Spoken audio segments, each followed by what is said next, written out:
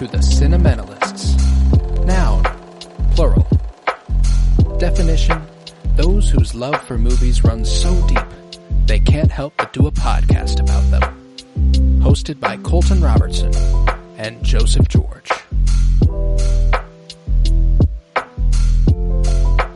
Hello everybody and welcome in to the Cinementalists, where today we continue Nostalgia November with Robots.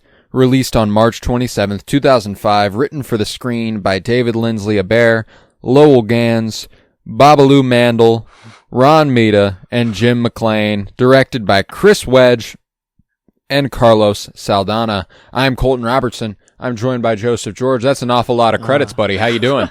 Hey, it's always a pleasure to be here. Yeah, I had no clue the writers' names went that hard. I mean, that was an insane.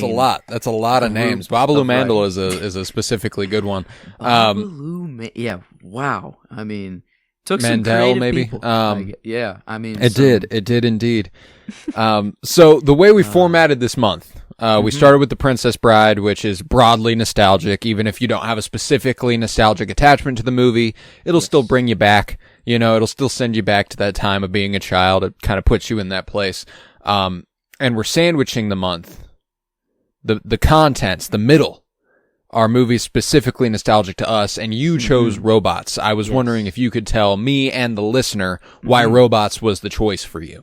Yes. So I was going through a couple classic. I always came back to how messed up was the DVD as a kid, and like the more messed up the DVD was, probably the more I watched it, and the more I thought like that's a good metric of like getting a good nostalgic movie. The Cat in the Hat, that was one me, my brother and sister ran through like crazy.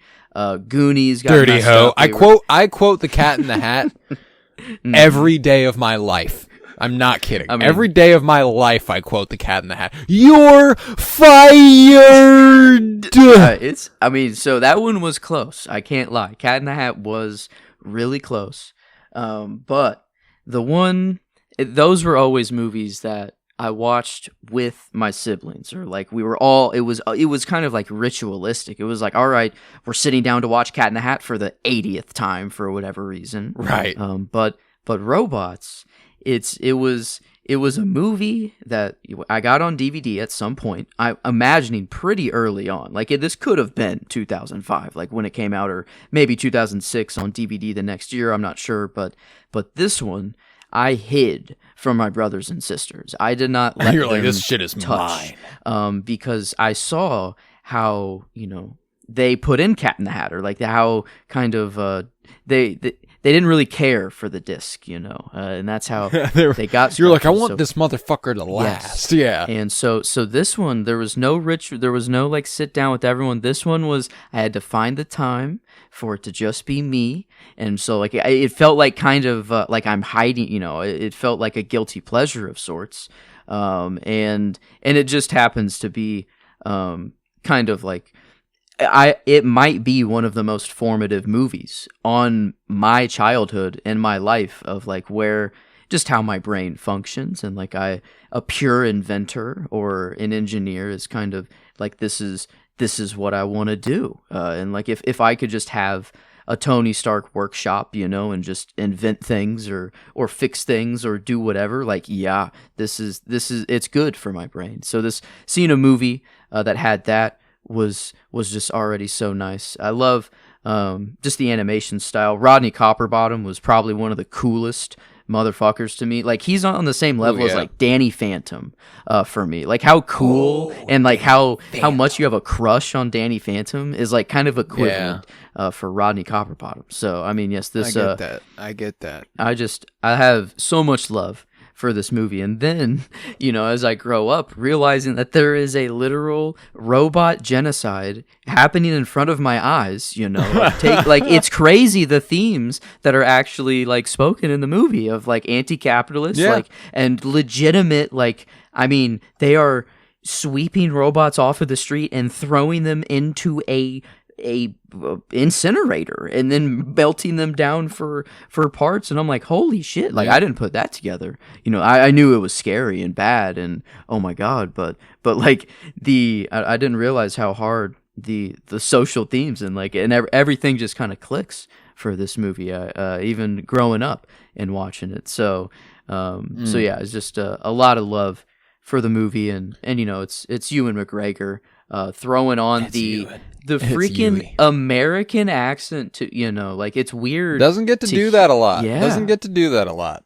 To hear him like no, this. I love Ewan McGregor, and it is one of those voices. Whenever he puts it on, you're kind of like, no shit, you know, like you can like. It's so strange that you can still identify it as Ewan McGregor too, which is a really interesting thing that I've never really noticed when it comes to British actors doing American accents, is that I can still tell it's their voice.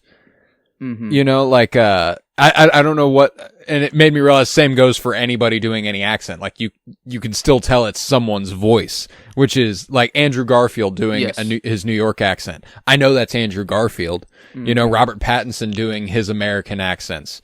Now, he's a pretty talented voice actor. Sometimes I can't tell Robert Pattinson is the one voicing something.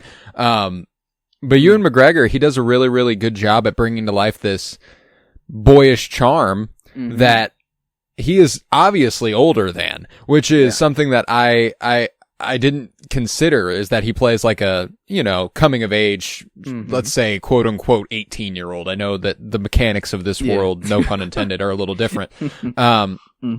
But, yeah, I mean, like, he sounds young. He sounds like he did in The Phantom Menace, which is, I don't know, 8 years earlier as far as when it was filmed. Yeah. But, wow. Yeah, no, it's a really, really impressive work. And to speak to the design, the aesthetic, I didn't realize how nostalgic it would be for me. This is a movie I haven't seen in probably at least 15 years. I haven't watched it in a very, very long time. But I remember I had a bunch of toys from Robots. I had a Rodney Copperbottom toy. And I want to say there was a deal with McDonald's where they put them in Happy Meals, and that might be why I have them. Dang, I'm jealous. I never even got them. I'm very jealous of this. Yeah, I never had a Rodney toy. I know I had a Rodney toy. But it was one of those things where even 6 years later, 5-6 years after the fact, say I'm 4 years after the fact, say I'm 9 years old, and I'm looking through all my old toys. You know, I get to be 11. I'm looking through all my old toys. There are other side characters that I had toys of, and I was like, what the fuck is this even from? You know what I'm saying? Like, I'd forgot, but I remember being like, this is cool as fuck though. What is this from? And then like, I'm watching this movie and I'm like, oh shit, that's the toy I have in the basement. Which is so fucking funny. Like, to be able to, the nostalgic attachment I have to it reminds me more of playing with toys in my old childhood bedroom than it does watching the movie. Which is an interesting little twist on it, because I think it speaks to the degree of uniqueness and coolness in the art design, in the art direction. Like the aesthetic of it is very, very, very cool. I love the way they did this kind of retro futurist thing where everything feels it feels old, but it's all robots. So obviously there's a natural futurism to it, but it's so mechanical that it feels like everything's made of gears and everything is made of like old tech, and that is what they're trying to bring back instead of the push forward into the iPhone age, as it were. Dang, I love it. Was that 2005 iPhone? Man, is that like? I'm trying to think of what was happening in the world in 2005 as far as technology was concerned. I mean, the iPod would have been out, but not the iPod Touch yet. I mean, like there I don't think there were touch phones yet in 2005. I think there's definitely, like, it's not quite steampunky, but it's almost there. Like, it is this pastime futuristic, you know, they are melding a bunch of things, and kind of like we were saying on Princess Bride, about how, like, this would just be like a fun movie to work on. I feel like being an animator in this movie, like there are sequences that like like it seems that it was like, all right, animators, just have fun. Like in it, like the subway or you train, however you want to call it, the metal ball they're going in to get to Robot City, like just the whole Rube Goldberg machine of that, the like marbles that all spill on the floor, and then it just starts like this dance sequence of like it would like I'm trying to even remember the situation. No, I know what you're talking about. They're trying not to. They're fighting over something. I can't remember what it is, but they've got something in their hands and they're trying to like take it from one another. I think it might be Rodney's like whole foot. Dance. I think it's like yeah, and then but like there's so many sequences that are just like, oh damn, that's so good. The domino sequence in Big Weld's like his house, like it was in his house for a little bit, and I love how the room just like instantly becomes an infinitely sized room of like a ocean level of dominoes that are in there, and it's like it was. Is this what he's been working on?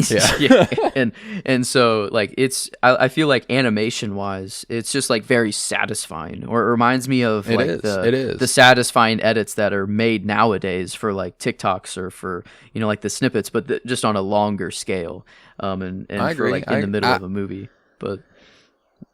No, and that's why like I'm very pleasantly I'm very pleased with you having chosen this movie, because like I said, I hadn't seen it in 15 years, and there's a decent chance that unless me and you somehow watched it, I was probably not going to watch it. You know what I'm saying? Like it's just one of those movies that it didn't miss me as a kid, because I know I saw it. I know I watched it when I was a kid. That's why I got the toys and stuff, but I don't remember watching it. Like even there are scenes in this movie, like entire scenes of this movie, pretty much the whole thing, I don't really remember it. I don't remember the movie a lot. So I actually thought I would remember more. And it just kept, the only thing that I ever felt like I remembered was the shape of it, the aesthetic of it. It was the idea of it that kind of stuck with me. And I appreciate that. It means it left an artistic impression more than it did a story impression, a narrative impression, which I think is really, really cool.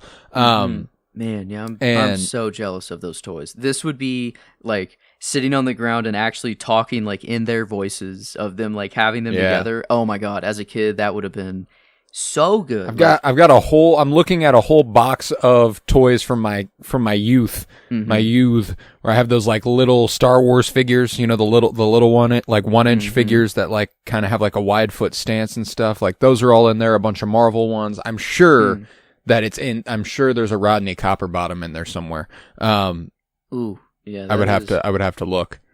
But man, yeah, I'm very jealous of that. But this, like, every part of this movie I have memory for, and I think it was just the part of the narrative that my childhood brain couldn't quite grasp yet, that then unlocked as I kept watching it over and over, because like my 2005 brain, all I care about is Robin Williams and Fender. Like he's like that's the funniest, like at a 5 years old, like I don't know, that was my comedy, I guess. Like I found that the funniest shit ever. And then like Aunt Fanny, or just being Jennifer Coolidge. Yeah, being Jennifer Coolidge. She's got a great ass. Yeah, I mean, in Big Well, your head is all the way in it. Yeah, like I love how they are not shy at all about like Fanny being like, "Oh, that's a lot of robot," and then Big Well being like, "Well, I like my women with a lot of, or I like a big ass." I am a big robot myself. Yeah, I mean, damn, and yeah, the cast is kind of nuts. Like, I mean, Mel Brooks cast is insane. Big Well, Jennifer Coolidge as Aunt Fanny, Amanda Bynes as Piper, as Piper, Halle Berry, Greg Kinnear is the villain. Yeah. Jim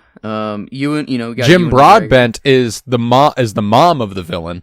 And like the true villain. Yes. It's actually a dude, which makes me think he might be my performance of the movie, because I also really like Jim Broadbent anyway. He's a really, really talented actor. Yeah. That is, man. I believe I remember him from what do I know Jim Broadbent from? Because he's been in a ton of stuff. Let's see. I just want to make sure that I place it correctly. Paddington? Yeah, we got Moulin Rouge. Paddington and Peru, I guess. I don't know if the original ones, though. But I believe he was in Paddington. I believe that's why I'm like, that's why I can kind of see. He's also Archmaester the Archmaester in Game of Thrones who kind of listens to Sam about the White Walker problem, but then kind of dismisses it at the Citadel. Yes, that's okay. That's the look. Okay, I was like, I saw his picture. Okay, that's where I was getting it from, but I guess I didn't know. Yeah, I'm like, it's Paddington in Game of Thrones, and then he happens to be the evil woman the evil lady robot in Robots, which is a hilarious slate of movies and shows to know someone from. What about good old Paul Giamatti as the little Giamatti as card, the gatekeeper? The gatekeeper. Love that. Love that. You thought up like the Paul Giamatti does a great job. I love Paul Giamatti. Yeah, I'm like, it's an incredible cast. Natasha Lyonne. I love Natasha Lyonne. She pops up as Fender's love interest, the one he dances with. Yes. Oh man, Robin Williams. Yeah, I mean, as good old Fender. I feel like I don't know if we did say that right at the beginning, but it's crazy how IMDb orders these people. Like Robin Williams and Ewan McGregor are they're not even on the front page of the IMDb. You have to go into the cast to scroll down to get to them, which is kind of nuts. But they have James Earl Jones. I know like there's a voice box of like, the force is strong with this. That's all it is. Yeah. I wonder if like he actually recorded that separately or if they just pulled that. Like, is that a line from a movie that they just pulled, or do you think he actually came in for the one line and gave it to him? I don't know. It might tell you if it's archival sound. They might have needed him to record a new one because I don't think this is a Disney movie. Well, it wouldn't have been at the time. If it was Fox, was it a Fox movie? Because that would then make it. It was Blue Sky Studios. Yeah, kind of 20th Century Fox, which means that they did have the rights at the time to Star Wars. Okay. Yeah, because there's a genuine chance that it is just archival. Audio. And it was just for one line only. I feel like it was, but to get like that, I don't know. That reference in there was a couple other. I love that. Yeah, I feel like there was one more other. It was Star Wars, and there was one other like kind of real life reference that's like, man, this movie was just kind of made for me. Yeah, there was another one. I can't remember what it was. Yeah. God. Oh man. But then James Earl Jones's voice comes up, and I'm like, that's all I'll remember. I love Darth Vader. I love Star Wars. Yay, Star Wars! Yay. Yeah, Jay Leno. What? Jay Leno as a fire hydrant? Okay. Oh, like don't pee on me. I think a dog is about to piss on him. Yep. Okay. Wow. That's funny.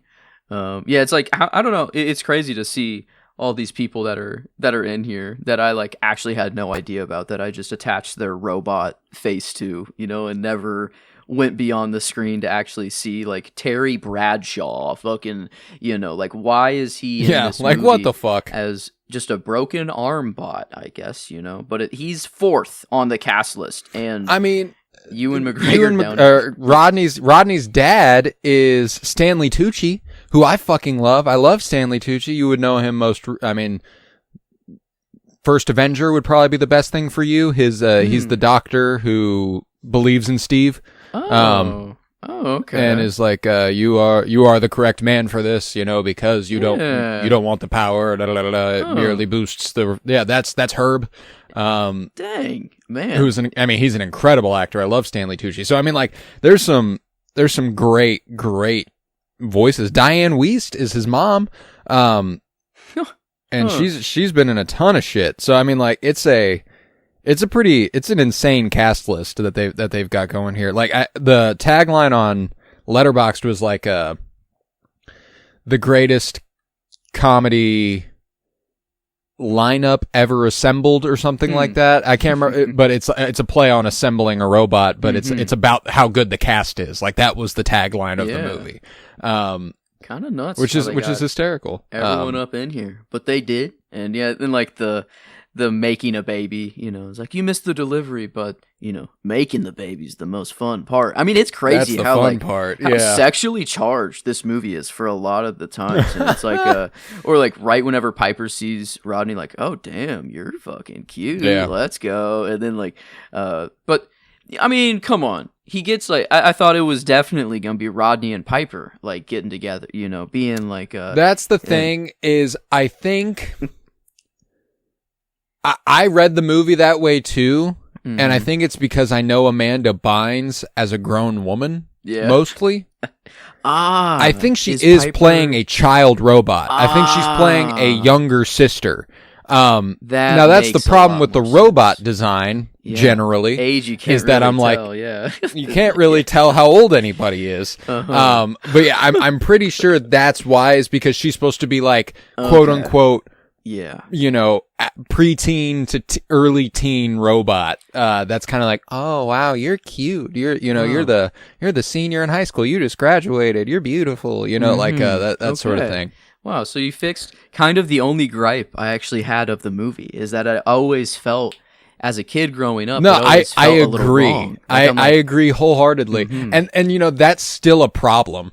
You know, like if the movie still feels that way, it's still not a good thing. That like even as I'm watching it, I was kind of like, why are there two love interests? I was watching it like, why are there two love interests, and why is the one who's going to win not in it as much? Yeah, and she, which I thought was interesting. It, like, I guess, like, she sees Rodney fall into the you know, table of all the executives, and she's the one that's like, you know, she believes in him, and like, I get like how they end up together, but like, I do too. They needed to make that. I just think that there's of Piper being younger. Like, they need to make that clear, because it is like not like, even me right now, it wasn't clear to me. I think the only design thing is that she has those like pigtails that aren't pigtails, and that's supposed to insinuate being younger.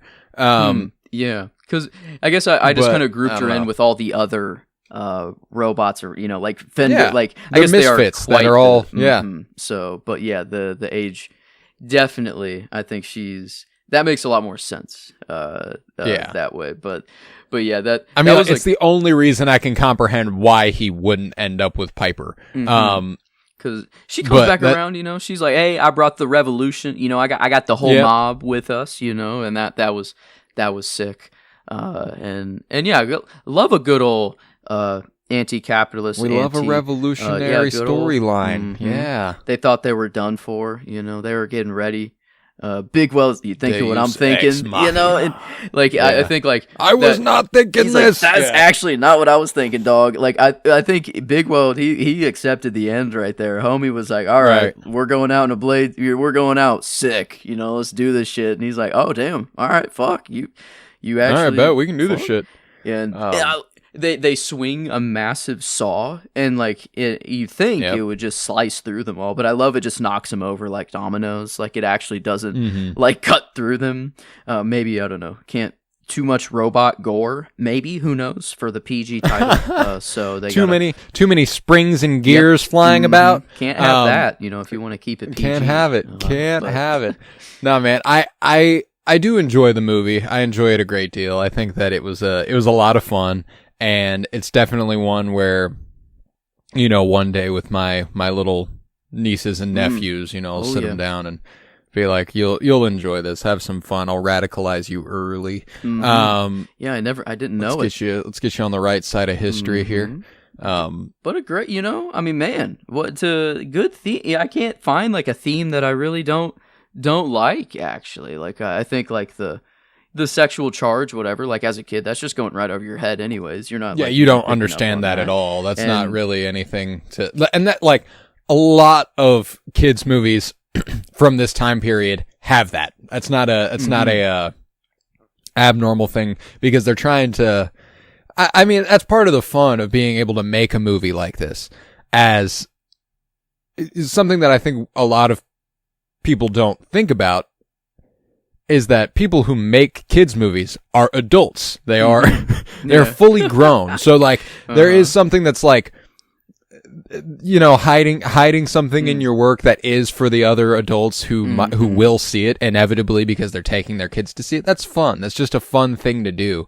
And no kid is going to, I remember anytime my parents would like laugh at something while we were watching a movie that I didn't get, I'd be like, what? And they'd be like, oh, nothing. And I'd be like, okay, you know, and then like, that's that, you know, I don't, I don't care, you know, fine. Okay. But like, I just think that's fun stuff, man. And I've always, I love SpongeBob did it a lot, you know, SpongeBob did it all the time.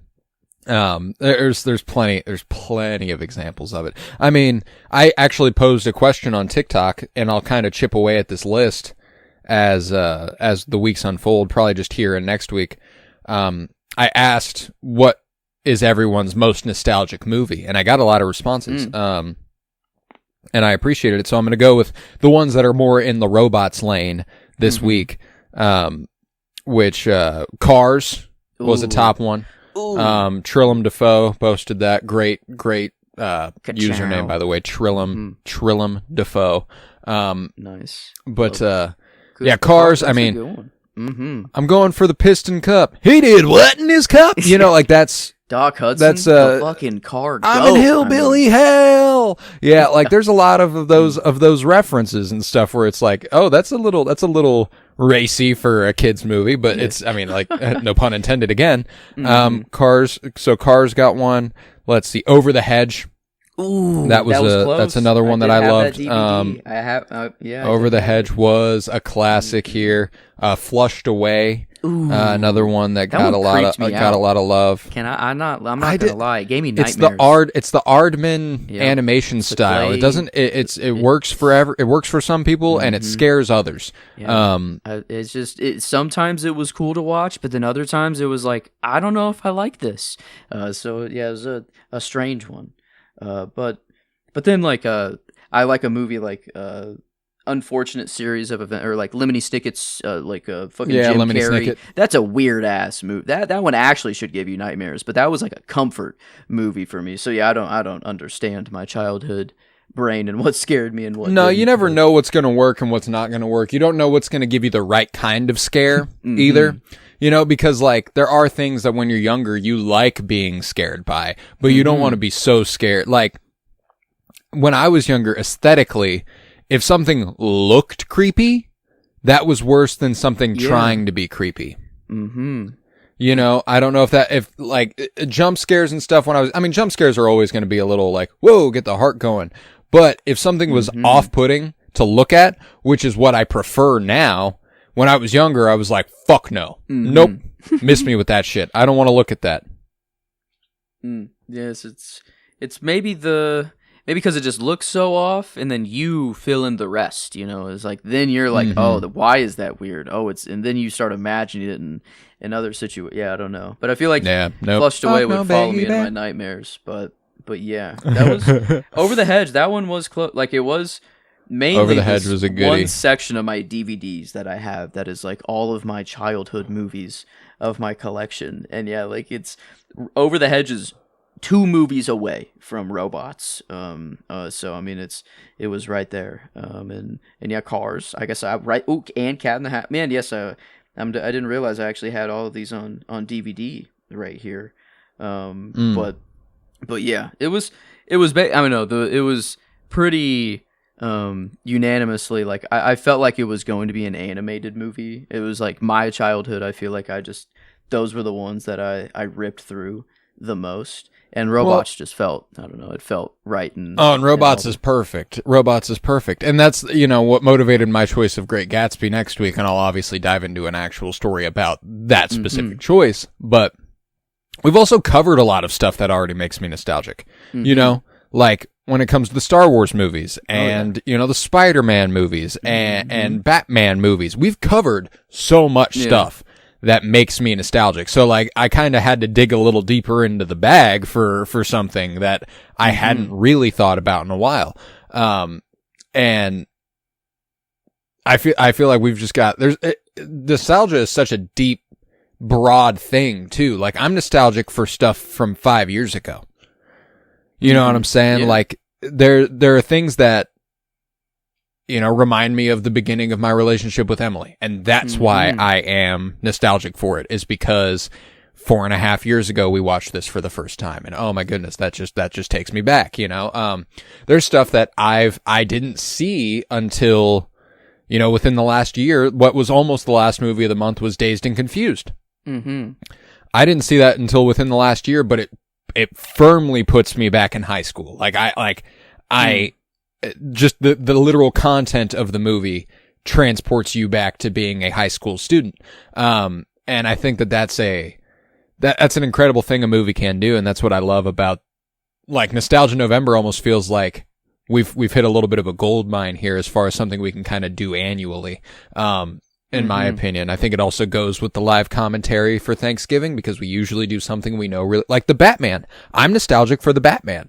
You know, like, I think back to 2022 and when I sat down in the theater for the first time and, like, oh my goodness, what a special fucking time that was. And that's why, like, I love this topic, because it's just so vast, and there's so many movies and there's so much music and TV. And, you know, when I think about what I was watching at the time, I would have watched Robots. You brought up Danny Phantom on, like, Ben 10. Yep. Oh yeah. You know, you know, all the Nickelodeon, Drake and Josh, iCarly, all that bullshit. Like, it's, it just hit the right spot at that time. And I think that that's something that Zoe 101, I'll always cherish it, because it was special to me at that time. And it's that quintessential question that, like, Emily asked me this yesterday, which is, big leaps and bounds of development as far as her taste is concerned. But she was listening to Red by Taylor Swift, which is the album that came out when we were like 12, I think. So she was 10. Damn. And she's been in the game, man. That's kind of nuts to put Taylor in perspective. No, she's been and that's the thing. Exactly. And she was like, man, I miss when Taylor Swift's music was this good. And I was like, well, is it that Taylor Swift's music has gotten worse? Which there's an argument it has, but that's neither here nor there. Is it that Taylor Swift's music has gotten worse, or is it that you loved it more 15 years ago? You know, like, it's that, on such a has level. has Disney Channel gotten worse, or did I just watch it when I thought it was good? You know, like, that's a fundamental question. You know, I think nostalgia has a tendency to blind people, but I think that when you can approach it with reverence and understanding, it ends up, like, you don't have to remove your objectivity. You don't have to remove your subjectivity either. Like, you can be as passionate about a thing you're nostalgic for as you want, but you have to understand what makes it good to you, you know? And I think that Robots is a perfect example of something that nostalgically holds up, not just as being like, oh man, I loved this so much when I was younger. What happened? No, like, it's still fun. It's still a good time. And I love that. Yeah. It is not a masterpiece. You know, this isn't like a critically well-made movie. Like, I feel like, the romance part, you know, could have been written a little bit better. Won't be the best animated movie we cover this month. Yeah. And so, like, it's not that. It is more of just, like, it is in 2005. This might very well have been, like, the best movie in my brain at the time. Like, it was just resonating on such a different level for everything else. Argument to be had for Revenge of the Sith. This is true. Star Wars is big year. Big year. Star Wars is always hard to compete with. So I can comfortably say probably my favorite animated movie for sure would be Robots here. Yeah, Revenge of the Sith. I have and no smart ass remarks for that. This is and Spider-Man. Yeah. No, it's tough. Yeah, that is tough. But yeah, and it is a my childhood brain, which doesn't have any of these weird adult restrictions that we put on fun or entertainment, you know, and I'm just there to enjoy. I am taking it all in as it should be, and I feel like as you grow up, just for some reason, whether you're doing it on purpose or it's just a subconscious thing, is we put doors or we put kind of traps on letting our kid brain come out.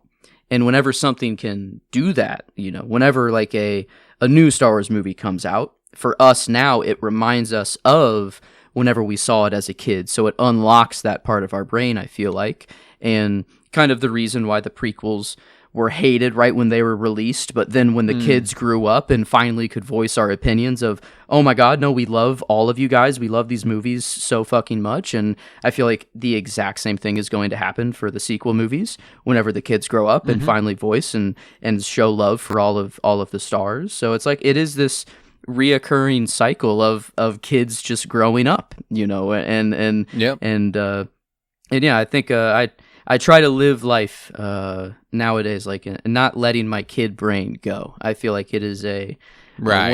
one of my principles to kind of live by. The more I can unlock my kid brain is a good thing. To just our imaginations were so much stronger back as a kid. We literally played like Dungeons and Dragons or just came up with entire worlds on our own every day, like just to entertain ourselves. And then now it's like, oh, like I got to go to work or I got to do this assignment or I got to blah, blah, blah. And like, I don't have any time anymore. It's like, but I don't know, a 1 hour of imagination or even just a little bit is like is better than none. But yeah, it's like a movie that in 2005 would get me to go crazy, and I'm in it fully. Is like I'm not in it as much as I was when I was 5 years old, but it does teleport me back to that time, and makes me. That's the good stuff, though. Mm-hmm. That's the good stuff. Yeah. I love a movie that can do that, man. And when it comes to animated movies, it's funny, like when it comes to nostalgia for me, I think about movies that I almost have specific places associated with them, which is interesting. Like when I think about the Justice League cartoon, I'm in my parents' bedroom in my old house, and they never had their ceiling fan light on, but for some reason it's on, and I'm playing with toys on the bed, and the first couple episodes are playing, and like that's a specific memory that did happen. And now every time I think about it, every time I think about Justice League, that's what comes to mind for me, and I think that's really sweet. Megamind is another one that I have nostalgic attachment to, which is it's a lot later.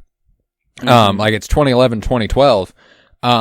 But Griffin was 2 or 3. My little brother was 2 or 3. He's 16 today, by the way, which fucking blows my mind. Oh my God. He's on the road. That is, wow. Yeah. Well, he could be.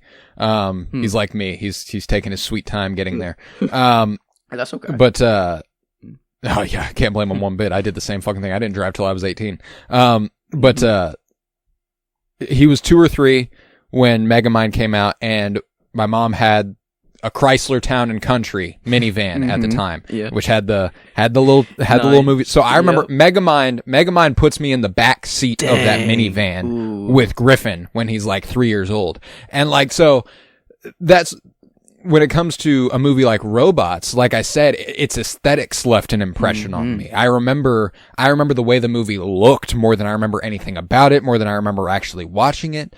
And I think it's a rare type of nostalgia for me. So that's what it tickled my brain in a really interesting way that I don't have a lot of, and I won't have a lot of until I watch something that does it, like, I think genuinely the most recent thing I can think of that did this to me, as far as, holy shit, I have seen this before, was Friends, when I watched it for the first time like 10 years ago. Because I was like, why have I seen so much of this? And it was because my mom loved it when I was a small child, so it was just on the TV. And like, there would be scenes that popped up and I'd be like, holy shit, I've seen this. I was like 5. Why do I remember that? Like, it's such an interesting thing to experience. And, I love when it happens. Doesn't happen a lot. So that's why like, I love that you chose this movie because it did that to me. Yeah. My most memorable spot that I was in for a movie or a place was definitely Tobey's Spider-Man, the first of the Raimi trilogy. And because I'd check it out from Blockbuster, I'd go straight home into my parents' bedroom. They had one of those, probably a solid, maybe a 12-inch, maybe smaller, like those box TVs that were in like the corner of a room that had the VC or the VHS built into the bottom of it. But it was always so high up that I could never put the movie in. So I'd either have to ask my mom or dad to put it in for me. So they would put the movie in, and then I sit on the corner of their bed, looking, my neck cranked up, just at the top corner of the room, and I sat there for however long the runtime was, and that was over and over and over of that. Yeah. that's the first one. But then yeah, Robots was a more of a secretive one. You know, no one could know this disc even existed. I feel like this is my cherished relic. You know, I mean, I'm never letting this thing go. And yeah, I finally dipped into the special features or the other menus on the DVD, and I was hoping there was going to be like some Robin Williams or Ewan McGregor kind of snippets. There was a director's commentary, which I might watch. I didn't watch during this time. I don't know. I just wanted to get the pure movie. But I might. I feel like good move. I've never actually like watched a director's commentary of a movie before. And I don't know fun. if Robots they can be. my It always first depends. one. Yeah, if I feel like there's better director's commentaries out there. Yeah, Possibly. go in if you watch a director's commentary. Go in not expecting them to talk about something you want to hear. Yeah. Like, because you have no control over what they are going to decide they want to talk about. Like, there'll be scenes that I'm like, ooh, I can't wait to hear what they think about this scene. But by the time that scene comes around, they're talking about the scene before, and then they're talking right through it. And you're like, fuck it. No, move on. This is the one. I see. So that's something that happens for me a lot with directors' commentaries is I'm like, ooh, I want to hear about this scene. What was the choice there? And half the time they'll actually touch on it, but half the time they don't. And I'm like, fuck. So yeah, I see. Yeah, I feel director's commentary, always just go in with an open fucking mind. Be ready for anything. I feel like there's not much I could be disappointed by on Robots director's comment. Like, there's not really a scene that I truly need to be broken down or anything. It could only kind of enhance. And I love that, like, some of the trivia of here is like whenever Robin Williams was pretending to be a, like, this is Prince whoever, and we need to get into the party because blah, blah, blah. Apparently he recorded that like 8 to 10 different times of different accents, like just all different accents and just going through everything, which is like that. It just feels like a fun kind of movie to be a part of and to be making of, and then the one right below it of Rodney's design based on the Volkswagen van, like the OG Volkswagen van, and it that clicks. Makes sense. Like, oh my god, I can't believe I never. That's put why that I together fucking before. love the design of that character so goddamn much. Because I've always loved that van. The van, it's so vintage. Yeah. It's so good, and it's like I don't. Now that I'm looking at Rodney, I guess it's like really his head. Yeah, it's his head. It resembles it actually quite a lot. I was making, I don't know, but that's nice. I guess there was a map of stars homes that Fender tries to sell Rodney right at the beginning of, like, the here in Hollywood, here go to these homes. With all the little. There was Jeremy Irons. I guess I don't. Yeah, Jeremy Irons, great actor. Orson, played. Yeah, is that his actual name? Played Scar in Lion King. Okay, so that is just Jeremy actually his Irons. name. Okay. Yeah, but he happens to Orson. What was the Wheels? Orson Wheels. Wheels. For Orson Wheels. Good. Axl Rose. But instead of just AXL, it's actually Axl. There's that's good. Britney Gears for Britney Spears instead of Spears. And, that's good. Farrah Fawcett, like a sink faucet. And then just straight up MC Hammer. You don't need to change that one at all. You just, I guess, Hammer is good enough. I like there. that they chose a bunch of ones that they don't have to really change. That's so funny. Yes, and interesting fact about Farrah Fawcett that I don't know, like, it's a shame because it shouldn't be the only thing I really know about her, but she was famous in the 70s and 80s, really. Okay. And obviously that's about 20 to 30 years before I was born. She died the same day as Michael Jackson. Interesting fact.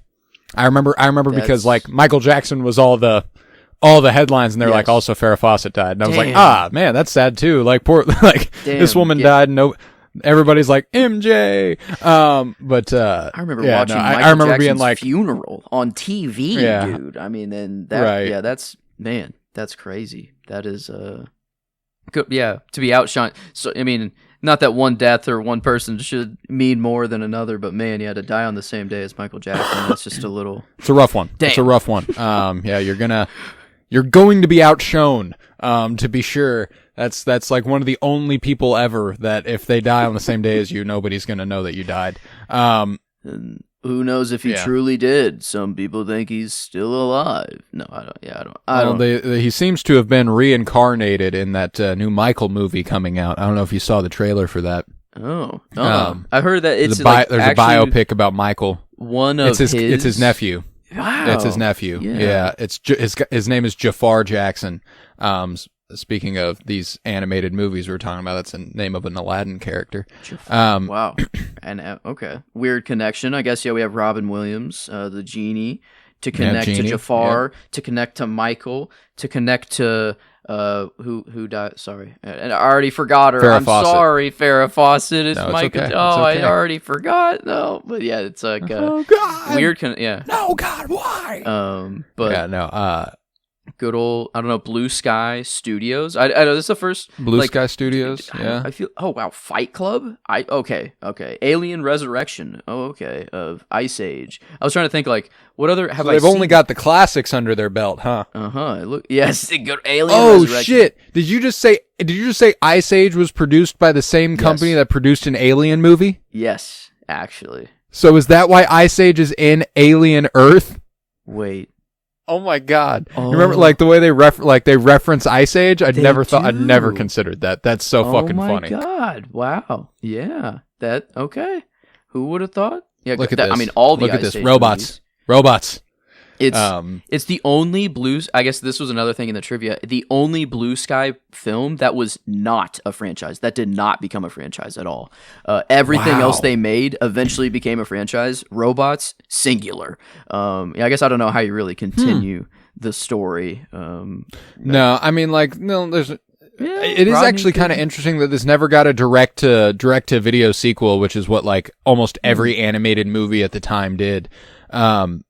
Yeah, maybe It was like, here's a shitty DVD sequel movie. wow. They just did Ewan just start to pop off too much? They couldn't get him back to be the lead. I mean, For 2005. I mean, Yeah, he like- already would have been a pretty big deal for almost Yeah. 10 years So come yeah, then. So I mean, maybe just yeah, no need for the next one. I guess just maybe maybe it just I mean, didn't we do that appreciate good at the box office. But it did all right. It could have done worse. I mean, I guess looking at the awards, there's the Stinkers Bad Movie Awards, and it was nominated for the worst animated film. Didn't win, but I guess nominated for the worst. But also the Golden Schmoes Award, the best animated movie of the year. So who knows? There you go. No Kansas City Film Critics Circle Award, sadly. Can't but- account for taste. Yeah.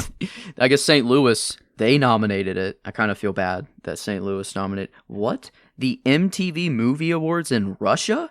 How does that? I don't know how that tracks. Well, they've got a separate Wow. thing going on. Yeah. Not here, not in that's the U.S. incredible. but Russia recognized it. But wow, yes, the Kids' Choice. Okay, It won the ASCAP Film and Television Music Awards okay, for for- top box office film. really? So maybe wow, Mhm. it did well, I guess. It So did decent, I suppose. Huh. Good enough to win a box office related award. Hmm. Won MTV Movie Award Mexico for favorite song for a movie. the world knows. Um, Yeah, I guess yeah. the U.S. is just a little Well, and that's behind. what's funny is it seems as though perhaps this was for an original song, which in Mexico would have been a Spanish song. Oh, It's Un Hero Real. when is Interesting. in the Interesting. a Spanish song? Did they? Was there a Spanish music number in there? There were a couple music numbers in there. I'm blanking on a Spanish one though. Well, maybe it was. Well, no. I'm wondering if it's like if it's one of the ones where like if it's the Spanish version of the movie. Mm. And therein they nominated that version of the song, or if it is just this is a good song, we're putting that in there, Yeah, which would be funny because I can't even remember what song that would be. I do. Um, There's a couple like the soundtrack. I do like the chop shop of like I don't even know the words fully, but just the beat of like dun dun dun dun dun dun dun dun. Okay. Like the It is for the Spanish dub of the movie okay. 'Cause I'm like, because yeah. the favorite voice in an animated film was also nominated at the MTV Movie Awards Mexico, but it was Alex Sintek. who is a Spanish singer, a Mexican singer, who voiced Rodney in the Mexican version of the film. So that's interesting. I didn't realize that was the kind of thing we were doing for the awards around here. Choice movie, got a Teen Choice Award nominee, which is a big one when we were younger. Yup. Slime. Who did animated or computer generated movie. Yep, Stinker Award, Worst Animated Film. Visual Effects Society nominated it for Outstanding Performance by an Animated Character for Fender, which is cool. Yeah. Got, maybe another gripe. He gets a dress on or so, and then he's like, it's so wrong, so I guess maybe a little, anti-trans, I guess, if any. No, I think it was just more of a, it was in that moment. Bro just didn't know what to think. But then he owned it. He came out as, his female form, and, the little hair stringies that were going down, and he laid an egg. So I don't even know what or how all sorts of biological, intriguing biological confusion because they're not biological either. This is true. Yeah, I appreciate that they, when it comes to the robots, the way the world works, I think it's funny that they have there's a point whenever the dancing robot that does the robot, which is funny. Mm-hmm. Yeah. Oh yeah. He performs a song by a rap artist, like a real song that I remember from my childhood. Oh yeah. Get it right there. Right there. Right there. Right there. Yeah. Right there. Right yes. there. Yeah. Performs that song, which, in an entirely robot world. What are I know obviously creative choices lead to these sorts of things. I'm not actually, this is in no way a gripe. It's just a funny line of thought. Why have the robots base their entire existence around human standards? Oh. Why do they have to make the baby and then slowly grow the baby? Yeah. And then slowly build it bigger and bigger? And I think this goes hand in hand with consciousness, right? As the consciousness grows, you want to reflect that in the actual maturity of the robot's body. You want the robot itself that is growing consciousness wants to observe their growth as much as they feel their growth. And therein slowly building up the robot makes sense in the universe, which I think that was my best. I mean, like that was a genuine line of thought I had in the first 15 minutes of the movie, which is so fucking funny when you're watching the movie Robots. No, I think it tracks fully because look how big Big Weld is. Bro is massive. Dude knows the biggest consciousness that there is. I mean, yeah, he's goat. Like to be able to wheel around, I mean, bro didn't have legs. He's just he's a BB-8 or on steroids. But no, I like the consciousness growth thing. Yeah, it is because like they don't actually have sex. There is no actual there's no biological imperative, but they feel something. I want to have. I guess they do still have because Aunt Fanny and Big Weld. I mean, Big Weld, his limo. Bro had the fucking disco ball in bed ready to go at the push of a button. They are fucking in there. Yeah. They're fucking nasty. Yeah. I know it's stinking there. So I don't know what robot sex looks like, but it doesn't make a baby, So like it is purely for fun. There is no action. Good for them. So that's sick.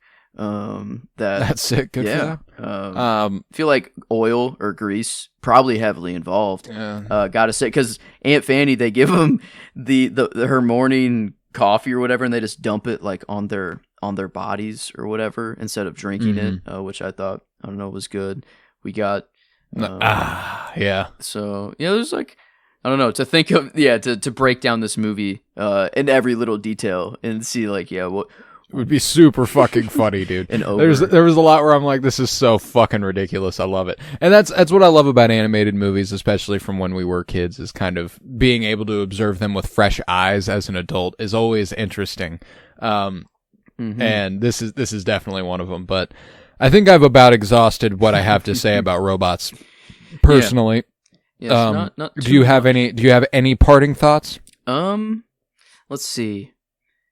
I guess I did cry once in the movie on this watch actually, and I didn't expect it. The good old just the goodbye from the mother and father and the train station of Very sweet. Very of sweet. buy the ticket. Don't buy the ticket. You got to come home, and then the dad is like, one ticket for Robot City. But I don't know. One It's like ticket for Robot it's just City. it's so Yeah. cheesy, but so I love.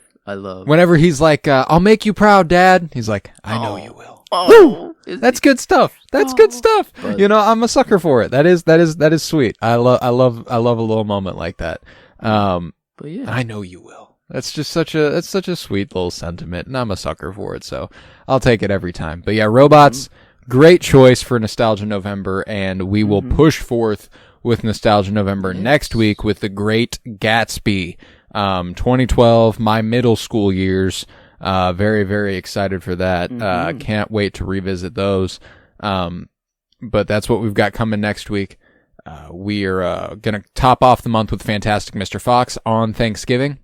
Very, very excited for that. Ooh, yeah. We've also got a couple other shows, one of which is a Twin Peaks podcast called Fire Pod with me. If you've never seen Twin Peaks, you got to watch it. It's a great show. It is 100% for you. You will like it. You should anyway. But like I said earlier, you can't account for taste. You should like Twin Peaks, and if you do, we have a podcast for it that you can listen to. It is friendly to the first-time viewer and the rewatcher alike. You just have to scene up to whatever we're covering, because everything before can be spoiled. Everything after is safe. We're never going to spoil anything that comes next because I've seen it and Joseph hasn't. So that's the deal for Fire Pod with me, a Twin Peaks podcast. We've also got Geek with me, which we haven't really nailed down exactly what we're going to be doing with that this month, if anything. There has been some, interesting Star Wars news and stuff like that that's like, Visions came out. We haven't revisited that, so maybe we get an episode in Geek with me, but we are definitely doing stuff in December. So be sure you get over there and, follow so you don't have to keep coming back to know what we're doing. It'll just pop up for you one day and you'll be like, oh, there it is. Geek with me. Look it up. But yeah, I think with that, we can conclude this episode of The Cinementalists. If we want to rate, I guess I already did the rate. Oh, yes, of the movie we is, do rate. I forget about the rating of the movie lately. I don't know why I've been forgetting that part. So how you feeling on a scale of 1 to 10? All your feelings embodied by one number. Yeah, this one's an interesting What is Robots? because it's the number is purely off of the nostalgia. Like, am I allowing the nostalgia to elevate the number? I feel like That is, as is your right. It is a subjective rating entirely. So, So like if you feel like it's a fucking 9.5, go for it. I don't think I'm quite there. Like, as far as my 2005 self, this is an absolute 10 all the way around. There's no question about it. I don't think movies can get better for me at 5 years old. But here, I'm like Princess Bride. I gave an 8. I do enjoy this. I think this resonates with me a little more than Princess Bride, but not by like a whole bunch. So I don't think I'm quite at like a 9, but not quite the 8. I think I'm just right there, kind of in the middle. I think like 8.5 is kind of the and that's pretty high for Robots. I think that's hilarious. That like it's on the same level. It is funny to be like Princess Bride, Robots. Yeah, no, that is a funny specifically for me because what did I give Princess Bride 9.5? 9.25. Princess 9.25. Okay, So- that's I was like, it's got to be in that range. We're gonna actually increase the distance. I'm gonna go 7. I'm gonna go straight up on the cusp. Because it is solid. It's a fun movie. It's it's got those a little bit more advanced themes than I would have expected from it. But it's also It's it's also for 5-year-olds, so Yes. it's not politically radical by any sense of the definition, but I do appreciate the steps it takes. I think aesthetically it's really, really well designed. I love the animation, some really fun performances. It's a fun movie. And I'm happy to have watched it, which is why I'm going to call it good. 7 out of 10. Yeah, it's like I think it's hilarious that I put this like higher than a Kubrick and Spielberg. Hello, movie like AI. We both gave AI. like an 8. So it's like like I'm putting this above that movie. Like No, a but bunch of that's you're alien right. movies. That is Yeah, that it's is why we do Mhm. that is why we do the ratings the way we do, is because it's entirely subjective, and that's why we account for both of our numbers, is so that when one of us does have a specifically interesting take, whether it is positive or negative, we can balance each other out. But yeah, Yeah, I love that. I love that. 78 is what it'll shake out to. So just barely beaten Nightmare on Elm Street. That was 76. So that was like the most recent close one that we've kind of had in All right. this range. But yeah, this is I don't know. I feel like that's I did juice up the number. Nah, it's Yeah, good. That's for fine. Robots. That's But yeah, fine. there's That's why our sentimental meter is for us. Yes. You know, that's our ratings. That's what we do, and I appreciate it. So, all right, then that will conclude this episode of Robots. And like I said earlier, we will be back next week with the Great Gatsby here on the Sentimentalists. I was Colton Robertson. I was joined by Joseph George. Thank you very much, homie. Oh, thank you for having me. It's always a pleasure to be here, homie. Oh, and it's always a pleasure to have you. And remember, you can shine no matter what you're made of.